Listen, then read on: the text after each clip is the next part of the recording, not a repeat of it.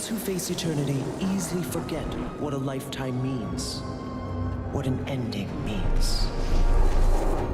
You know it doesn't have to be this way.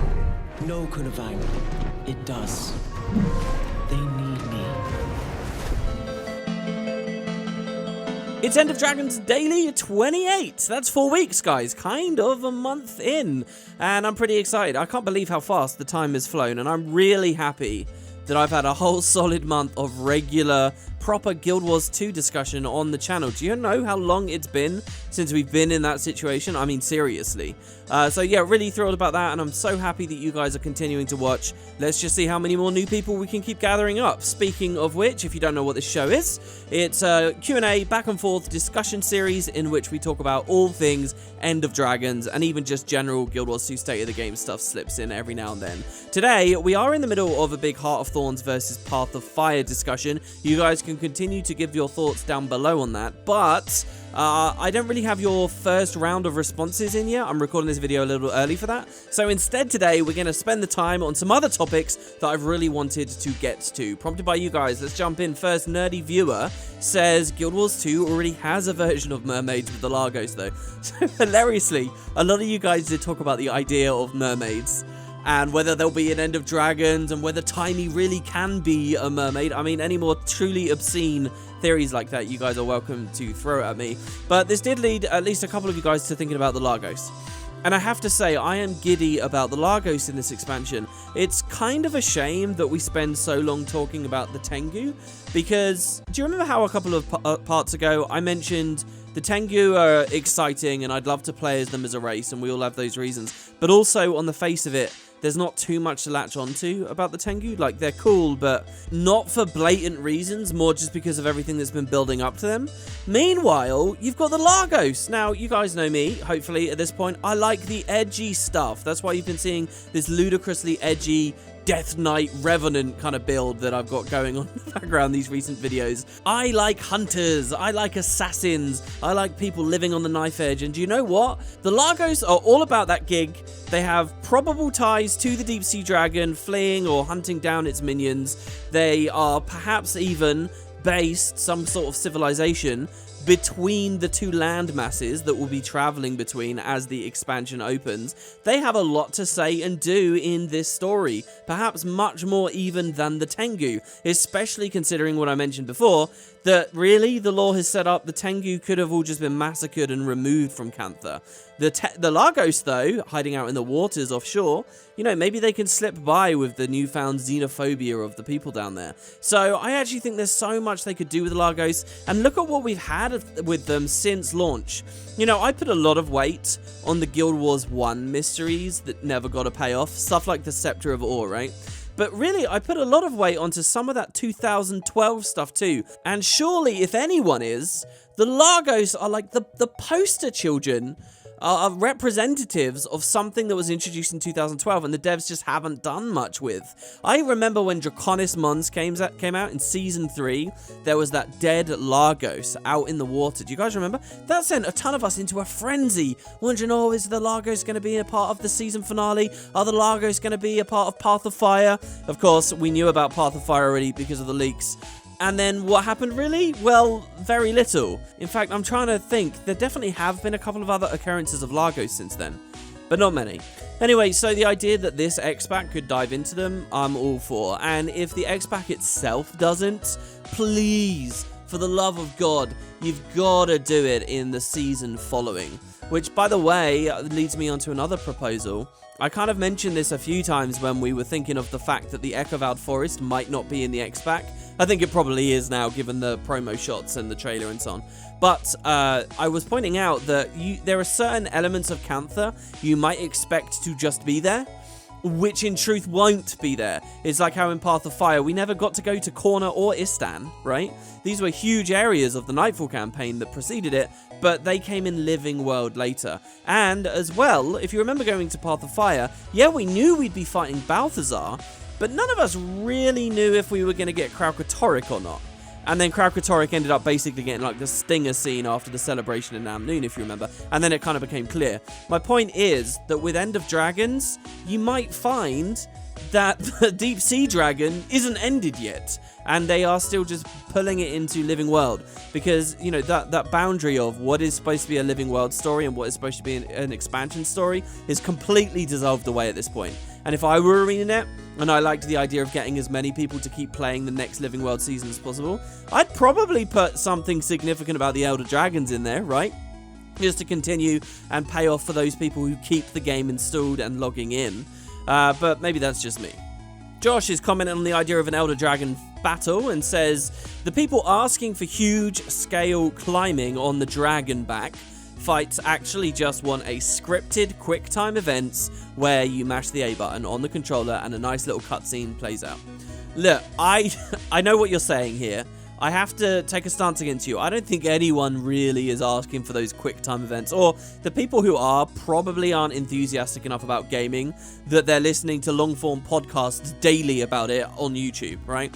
They're not going to be around here. I think you are onto something though, in what you're essentially saying is, look, the actual core gameplay loop or experience of Guild Wars 2 as far as the combat is concerned just doesn't facilitate these kinds of experiences. You know, it's not Shadow of the Colossus that we're playing. The combat system is nothing like that. And what we are conditioned to enjoy and respect and dive into about the combat system just doesn't gel with that vision. So if they're gonna do it, they have to build like a whole new layer on top, which could take the form of a quick time event, or could take the form, quite bluntly, of one of the sequences we had against Kralkatorrik already. We're flying on Aurene. That's only marginally more engaging than a quick time event, and I hate to criticize that part of the story, I really do, because the devs did something fantastic in terms of the story and how they structured the whole thing. It's a brilliant instance. But you can see that there's only so far they can go. Like, did they really manage to create a proper combat fight against Krauk? Not really. You know, you get a block ability, but you hardly need to use it, and it's pretty... I don't know, it's kind of telegraphed. It kind of feels like Guild Wars 2 combat when you're timing the block of the tail swipe. But does it really? You know, there's that sequence when you're flying against Kralkatorrik where you sweep across his two wings and you're bombarding as you go. Now, that sounds cool on paper, and I can see why it's there.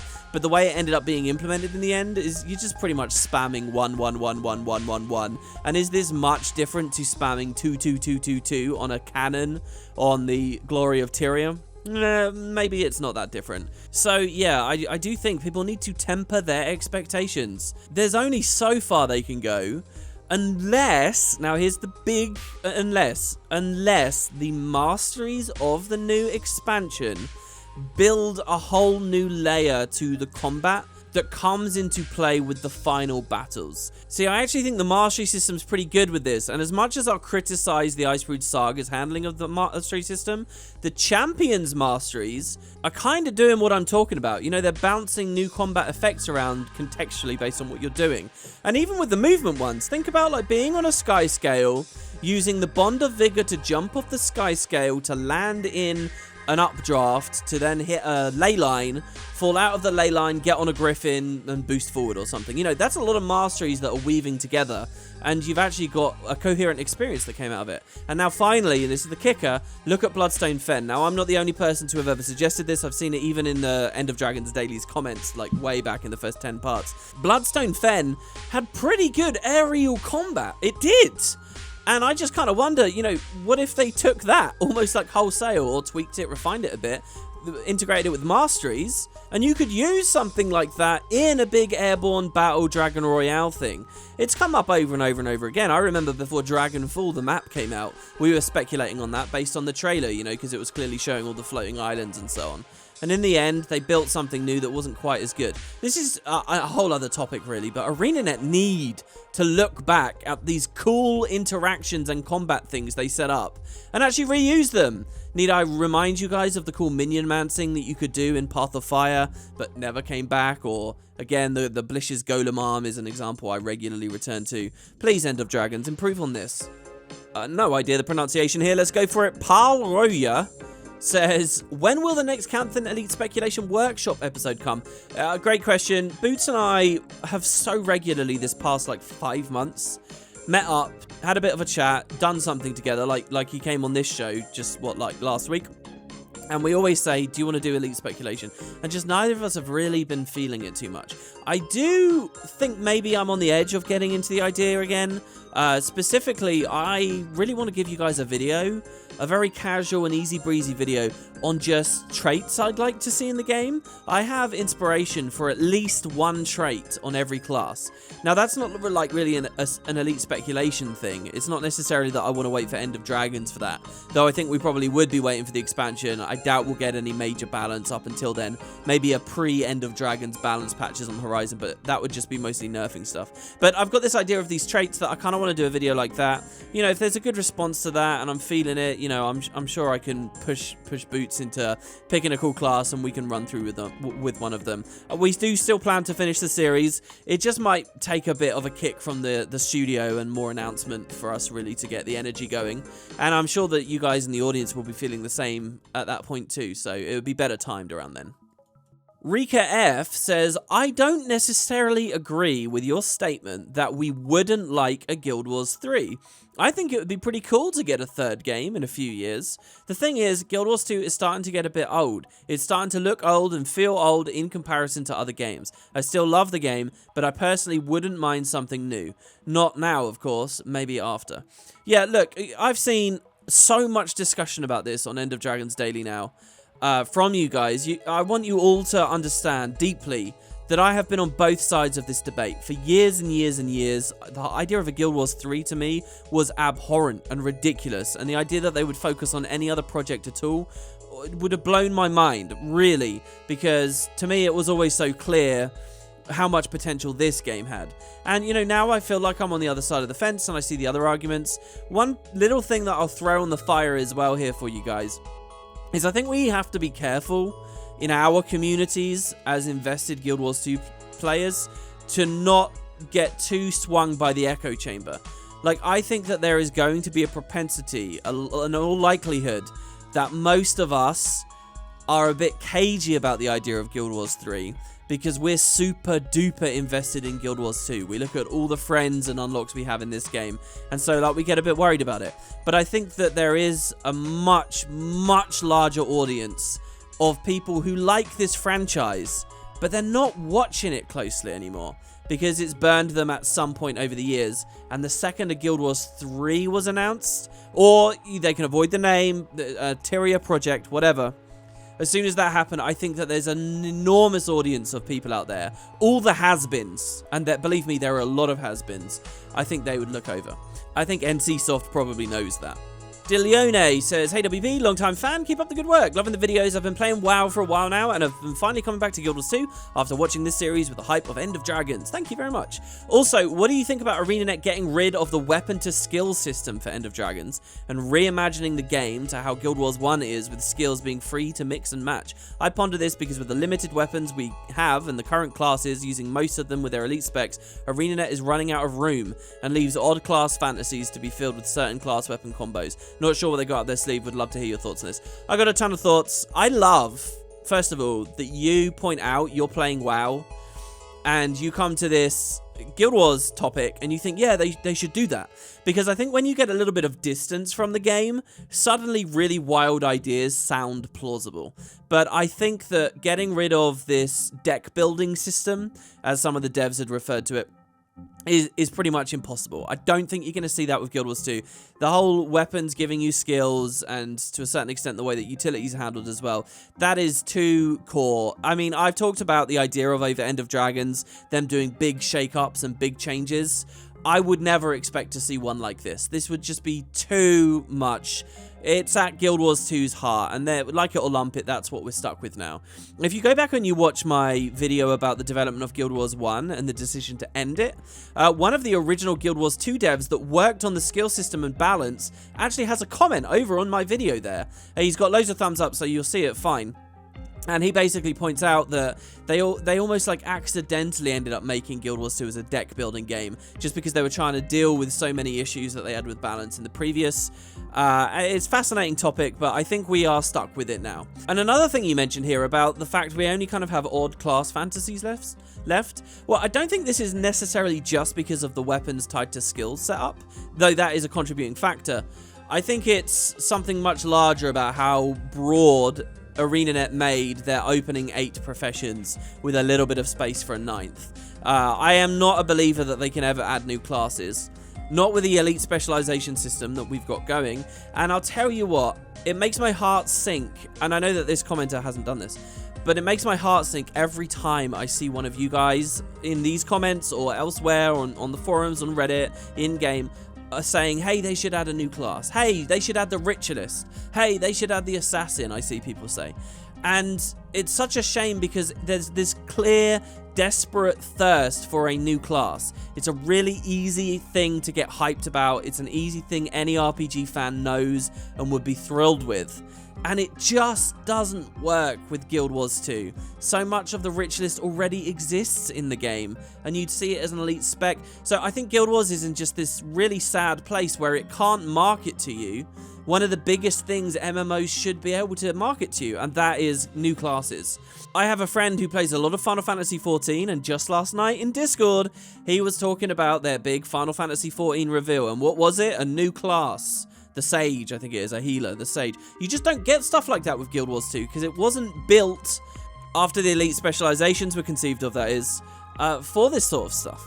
Cool comment chain here, I certainly learned some things. Vincent says, about population, I remember an interview at launch, I think Jeff Grubb, who said all 5 races in Corteria had in the end similar-ish populations, numbering from the tens of thousands. Sure, Norn may be less numerous, but Norn lands are also supposed to be the biggest, spanning weeks worth of travel in the mountains. So even with a low density, you could end up in the tens of thousands. They also have this little note here, you guys can pause the video. That happens a lot, the in-game descriptions of places taking weeks. One of my favorite examples is in one of the novels, Ghost of Ascalon. You can listen to the audiobook, it's on the channel, in which they talk about how it's weeks on one side of the brand and weeks to get to the other side of the brand. And of course, we know in-game it takes seconds, especially with mounts. It literally takes seconds to cross. Anyway, check out this. Helios comes back. I actually read a message from Helios just a couple of days ago, saying, by comparison, France in the 16th century, and I feel like we're kind of in a 16th century sort of aesthetic with Guild Wars and Tyria. France in the 16th century had a population of 16 million. Paris itself was over 200k, having recovered, having lost a third of its population to the Black Death. Between 20 and 55 million in India, the Ming Empire had 125 million. Of course, it's implied that Tyria is smaller than Earth, and you have to take into account the multiple races living within it, and also sizable populations, the numerous crises and near-apocalyptic disasters that Tyria's face, and the monsters, sometimes intelligent, that survive in spite of the advantages of magic and technology. Still, if Kaineng has a population density as its main inspiration, Kowloon the Walled City, almost 2 million per square kilometer or 3 million a square mile, it wouldn't take long to surpass even those numbers. Yeah, I mean, look, the thing with Kowloon in real life was it was very, very small. That's why it had such a high population density. The idea of covering, you know, broad stretches of a continental region with Kowloon, the walled city, I mean, that is what they presented to us. Yes, it's a ridiculous population density. And then, of course, you have the threat of fire and plague, and wow, you've got the story of Guild Wars 1. As to the idea that they implied Tyria is smaller than Earth, I don't think they ever did. I think we end up getting that feeling. Globe-trotting, as we do as the commander, even when justified by waypoints and surrogates, really makes the world feel smaller, because distance just doesn't seem to have any stakes in Tyria as of today, the way that it's set up as a player. And they don't often give us stories about people out on these massive long journeys like we think of with the Norn here.